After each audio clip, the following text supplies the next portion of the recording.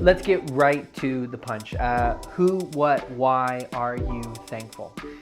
I find that myself and a lot of people I know go through life with a million different good things and bad things, and the hardest thing is a lot of days, most days even for me, it seems like I'm just trying to just get through it.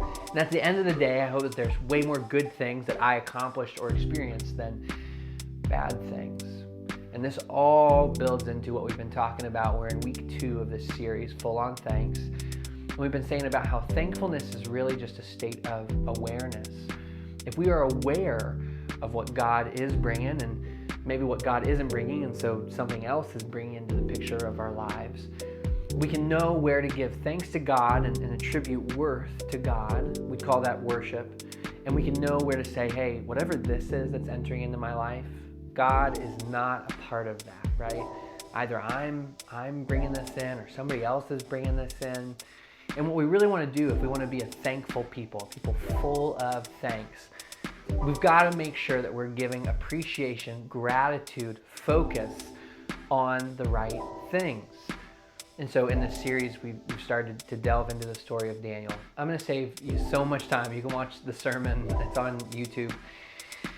But essentially, the people of God, the Israelites, are taken over by Babylon. And a handful of these Israelites are chosen to be exemplar Babylonians, right? The king, Nebuchadnezzar, says, hey, pick those handful, and they're going to be the ones who we convert slowly over time into Babylonian ways. They're going to be exemplary converts. And the very first thing that they're going to convert with these people is the way that they eat. And so really Daniel, who's the main character in this story, and his friends Meshach, Shadrach, and Abednego, which is their Babylonian names, they are chosen to be the first converts, and so they have to change their diet, right? This seems like I'm off in the weeds here, but just stay with me for a moment. The point is this: they can either just go with it, go with the flow, say, hey, yeah, you know what? I'm thankful that I'm alive, and I'm thankful that these people are just trying to change me, but I can still go with that. I can go through that, not a big deal. So they can do that, or they can choose the much more rocky road, right, of saying no thank you, right?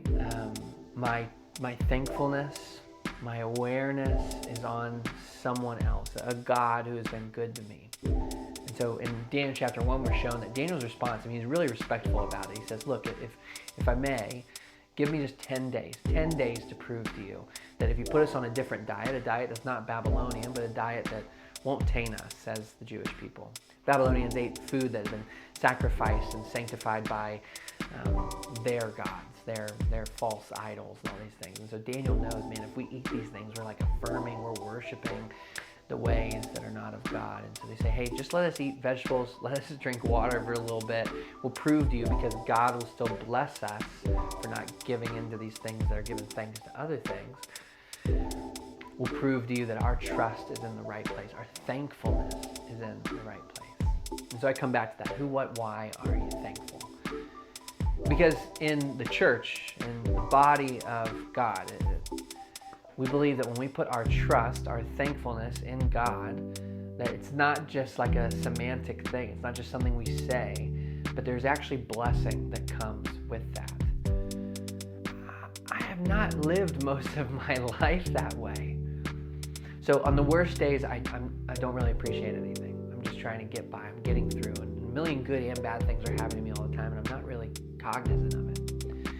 On slightly better days, I am aware, oh, here's a good thing, and here's a bad thing, and I'm kind of sorting through. But on my best days, I acknowledge all these good things that I do not deserve, and almost none of them are from my own creating. I'd argue none of them are at all from my own creating. Anything good in my life is because God has blessed me in some way, shape, or form. And anything not good in my life is typically something that I've constructed myself, or I've allowed to come into my life. A lot like how the Israelites are taken over by the Babylonians, you know? It's not that God causes the Babylonians to take over God's people. It's that God's people start to not be thankful for him, not to trust him, not to follow him. And so God allows these bad things to happen.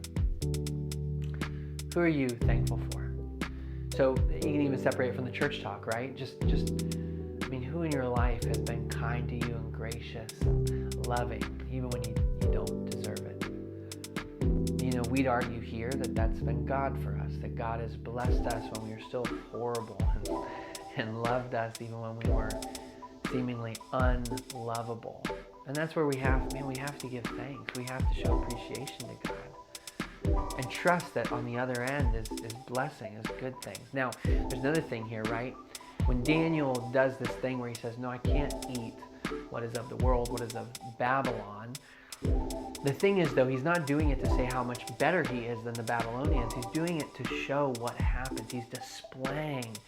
He's still in Babylon. He's still overtaken.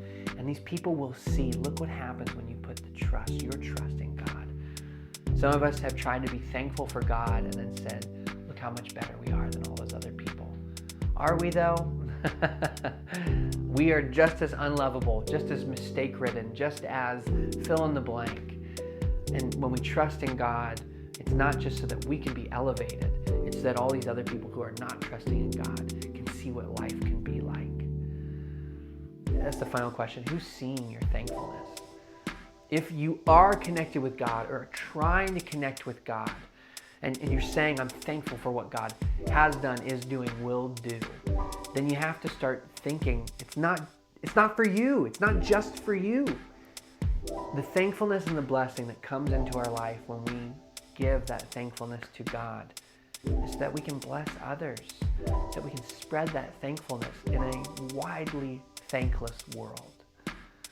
Who is seeing your thankfulness? I promise you this. If you pay attention, if you can be aware of all the things you had to be thankful for, and not just that, but aware of opportunities where you can express that thankfulness in front of other people who aren't thankful for much. It won't just transform you, it'll transform the people around you who are just as undeserving of love and grace and truth as you are. But that's the way the kingdom works.